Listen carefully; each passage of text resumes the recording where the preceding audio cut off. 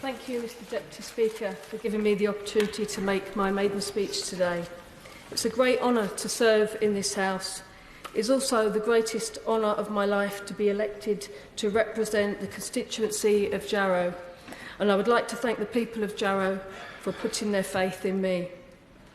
I'd like to pay tribute to my predecessor, Stephen Hepburn, and to thank him on behalf of the constituents of Jarrow for the 22 years of unwavering support to the place where he was born and raised, and I wish him well for the future. It is fitting to be called in this debate today because as a councillor for the past 10 years, I have fought for local government funding and services caused by unending cuts to local authority budgets. I'm blessed to represent such a fantastic part of our country. The constituency of Jarrow is not just the town of Jarrow, but it is also Hebburn, Bolden, Clevedon and parts of Gateshead.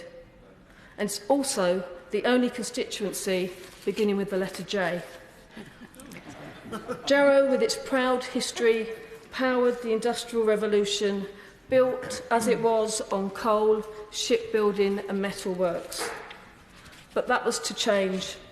Palmer's Shipbuilding and Iron Company closed in the 1930s.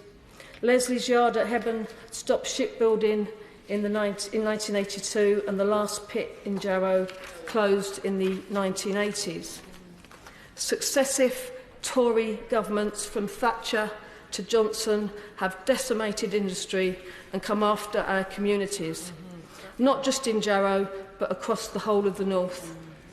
Many good, hard-working, decent people were discarded, and we are still living with those scars to this day. The closures and the misery they caused were and will always be a tragedy. They are a constant reminder of what Thatcherism brought to our region.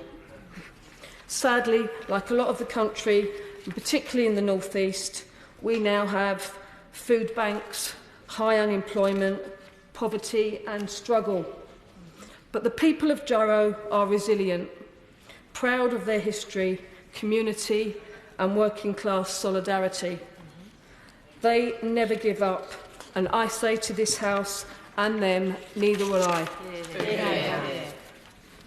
There's no better example of this resilience than the MP for Jarrow from 1935 to 1947, Red Ellen Wilkinson.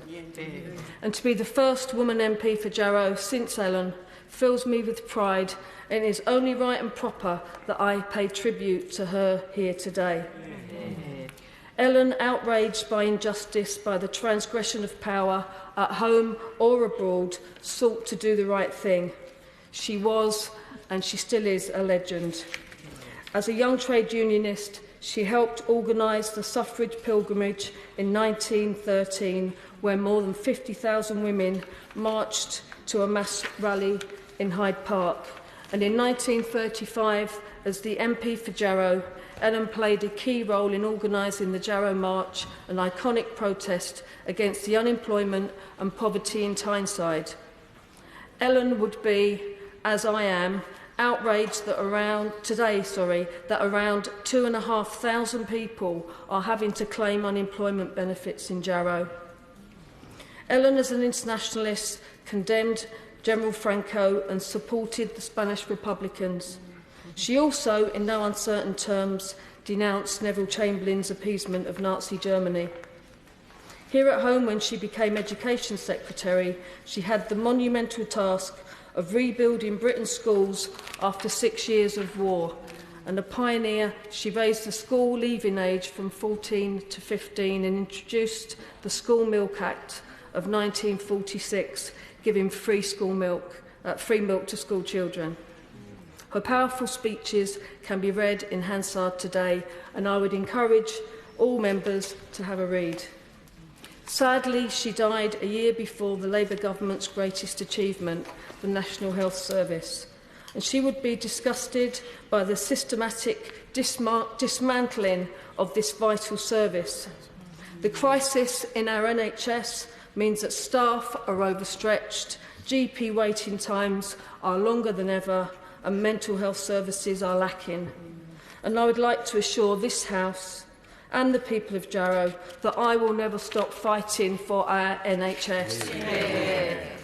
I will continue the fight to save South Tyneside Hospital and to make sure that we have palliative care within the constituency after the closure of St Clair's Hospice. And I will fight against precarious work, zero-hour contracts and unemployment, and I will fight for skilled, unionised, well-paid jobs. Yeah. And like Ellen Wilkinson, I will fight for our children and young people to have the education they deserve.